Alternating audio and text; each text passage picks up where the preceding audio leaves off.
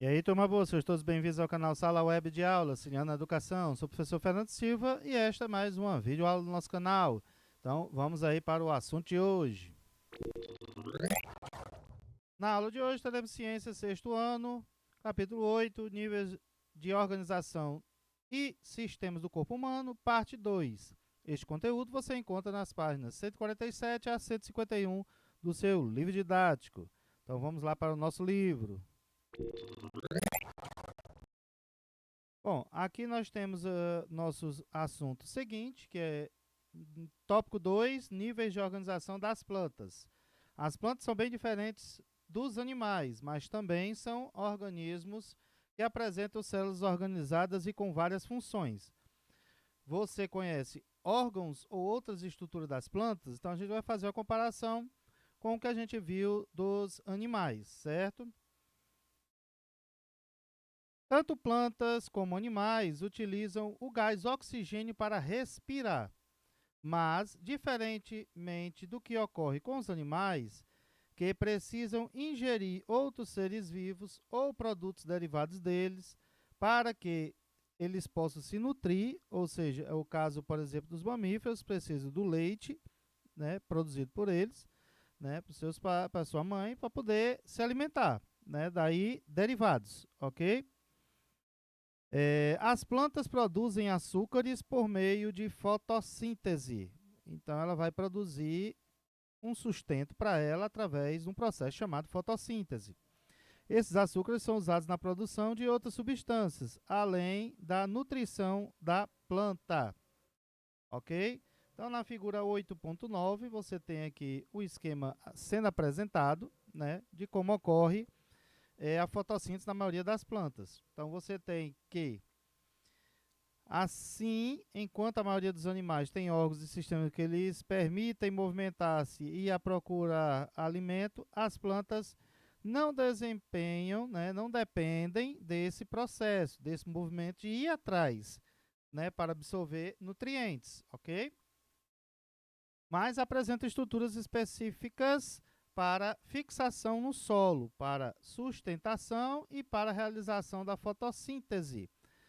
Então, não necessita ir atrás. Ela se fixa na terra e produz seu próprio alimento, ok? Então, você tem aqui um esquema sendo bem explicado, né? Nós temos aqui parte de baixo, né? A água é absorvida pelas raízes das plantas. Nós temos estruturas presentes que permitem capturar o gás carbônico, né? Animais e plantas usam oxigênio para respirar. Na fotossíntese, são produzidos gás oxigênio e açúcares que são usados pela própria planta e que pode ser utilizado por outros organismos. Então, o esquema aqui demonstra tudo isso, ok? Na página seguinte, nós vamos ver aí as plantas apresentam diferentes partes que desempenham várias funções, assim como os animais, que têm os seus órgãos, cada órgão responsável por uma função. Nós temos aqui os seguintes. A raiz das plantas é o órgão que fixa o vegetal no solo e absorve a água e sais minerais.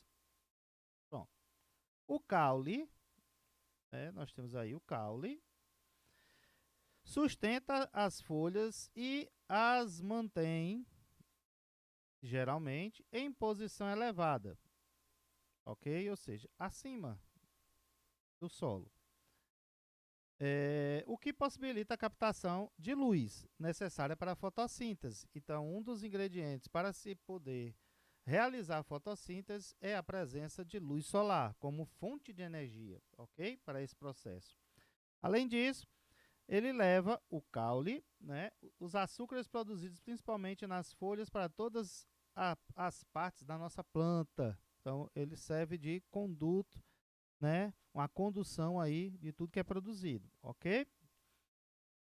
As folhas também são órgãos que fazem parte das plantas. Nesses órgãos, as células se organizam em tecidos com funções específicas, como a realização da fotossíntese, capturar o gás carbônico, transformar através da energia solar, que é a luz, em nutrientes e liberar o gás oxigênio, ok? Esse é o processo da fotossíntese.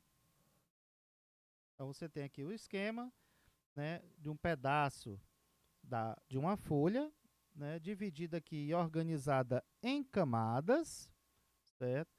Sistema vascular, que é o que leva e traz o que nós temos, nós vamos ver aí, o sangue, eles têm a seiva, né? Ok? Existe ainda outro grupo de células que forma tecidos responsáveis pelo transporte de compostos nas plantas. Há dois tipos principais de tecidos que compõem o sistema vascular das plantas. Um deles transporta água e sais minerais retirados do solo pela raiz e pelo caule até as folhas, e outro distribui os açúcares produzidos principalmente nas folhas durante a fotossíntese às demais células da planta.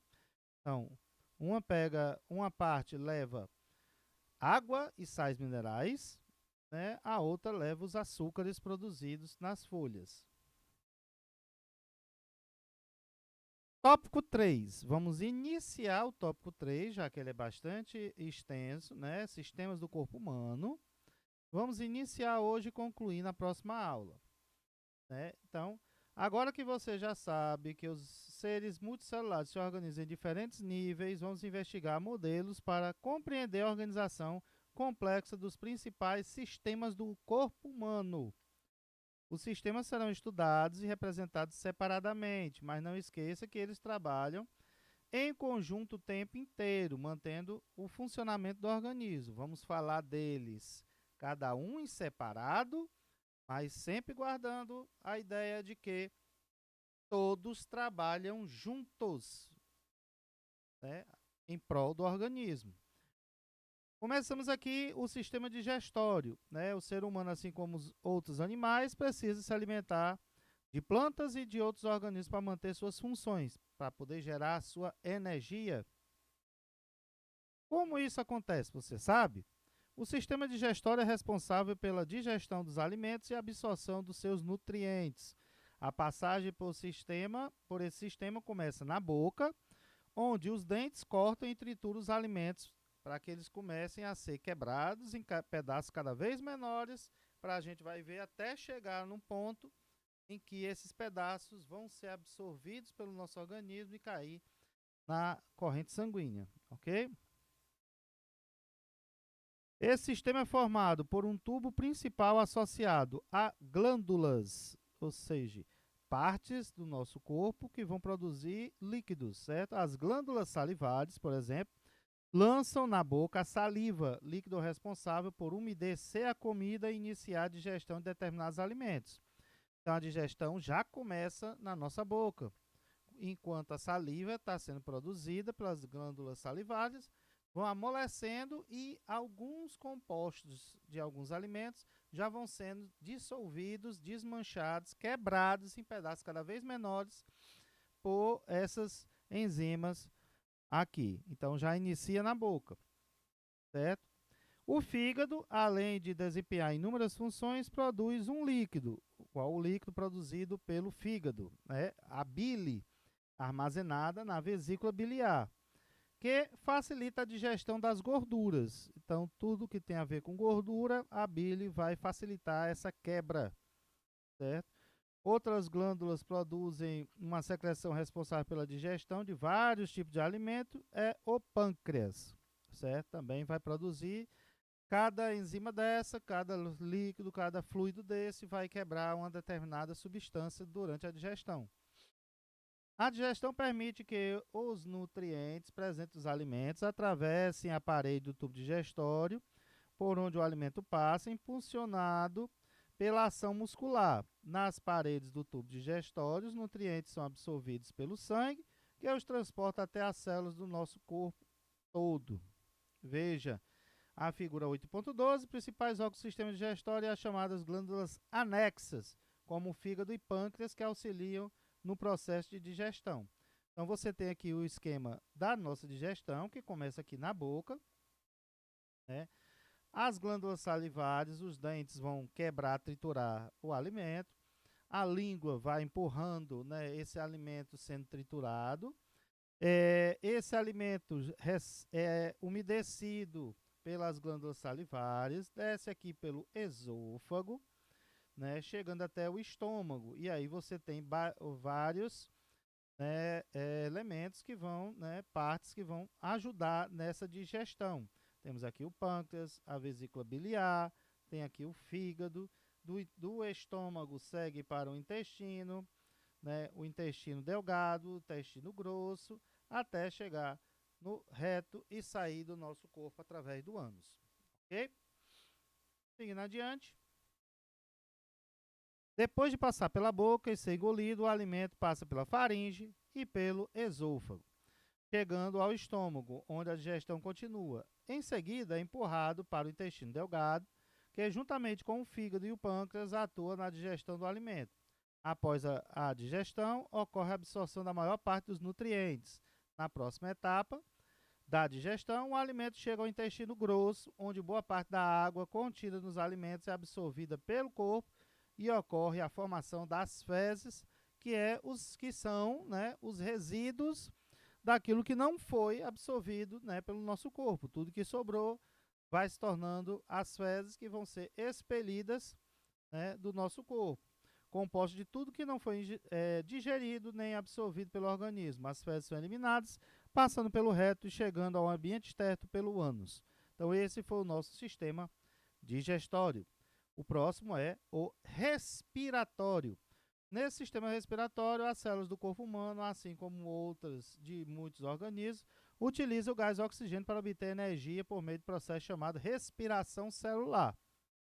Ou seja, troca dos gases que preciso pelos gases que eu não preciso. Os seres humanos e outros animais, o sistema respiratório é responsável pela obtenção do gás oxigênio do ambiente que será usado nesse processo. Também é esse sistema que elimina do corpo o gás carbônico produzido durante a obtenção de energia. Acompanha a figura 8.13, a descrição do caminho que percorre. Então, nós temos aqui a cavidade nasal.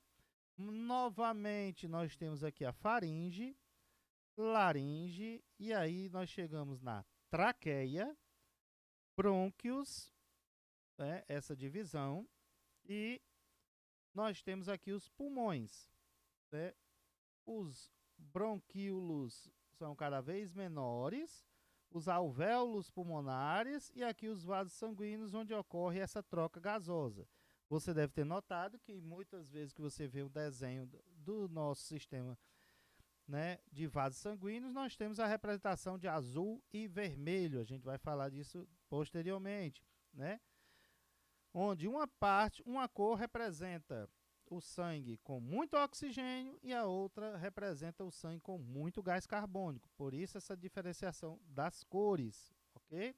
E aqui embaixo nosso músculo, né, que faz com que os nossos pulmões, né, subam e desçam, né, esse músculo chamado diafragma. Então vamos falar aqui desse sistema respiratório, né?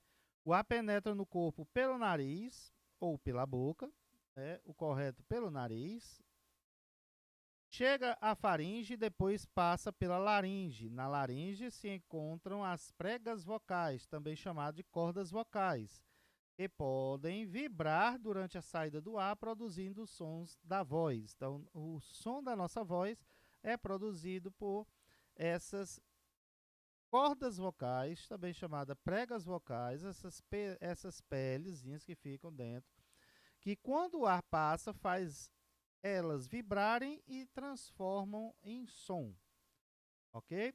Em seguida, o ar passa pela traqueia, pelos brônquios e pelos bronquíolos. Sempre o caminho maior vai estreitando até chegar no ponto de fazer a troca através do sangue.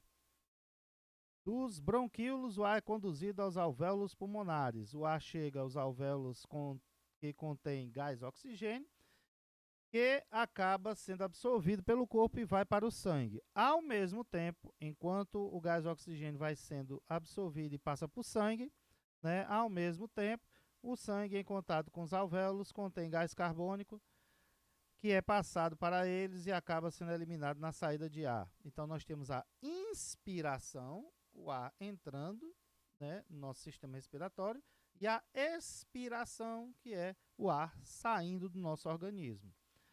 Nos alvéolos ocorre, portanto, a troca do gás carbônico do sangue pelo gás oxigênio do ambiente. O ar entra nos pulmões e sai deles por causa da contração de músculos ou o diafragma, ok? Que é um órgão muscular localizado abaixo dos pulmões, certo? E os músculos intercostais. Bem, aqui nós temos essa parte aqui embaixo e intercostais aqui também, certo? Que ficam entre as costelas. Esse processo de entrada e saída do ar é chamado de ventilação pulmonar, ok? Então, a gente vai fechando nosso conteúdo com o sistema respiratório. Na próxima aula, vamos continuar os sistemas do nosso corpo, falando do sistema cardiovascular, ok? Lembrando que eu falei daquela história das cores azul e vermelho, né, que a gente vê nas representações. Então, um sangue é rico em gás oxigênio, o outro é rico em gás carbônico. E a gente vai falar disso no sistema cardiovascular, ok?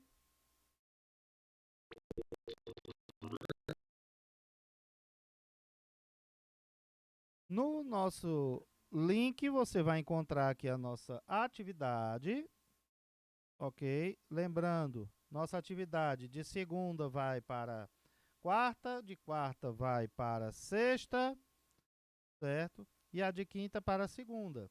Então, aqui vai até segunda-feira, certo? Às 17 horas. Não esquecer de colocar o seu nome, marcar a sua turma. Aqui você tem o conteúdo sendo explicado e aqui as perguntas em onde você vai colocando as devidas respostas, ok? Isso será contado como presença e nota de sala. Vamos ficando por aqui. Esse é o final da nossa aula. Não deixe de participar, né, dos nossos conteúdos, né, de fazer atividade online, de enviar dentro dos prazos, porque está contando tanto como frequência, como também como nota de sala, ok? Vamos ficando por aqui e até o nosso próximo vídeo. Se você gostou do nosso conteúdo, deixe seu joinha. Se você não é um inscrito, considere se inscrever. Se você já é um inscrito, não esqueça de ativar o sininho das notificações para você ficar sempre antenado com os nossos vídeos. Até a nossa próxima videoaula.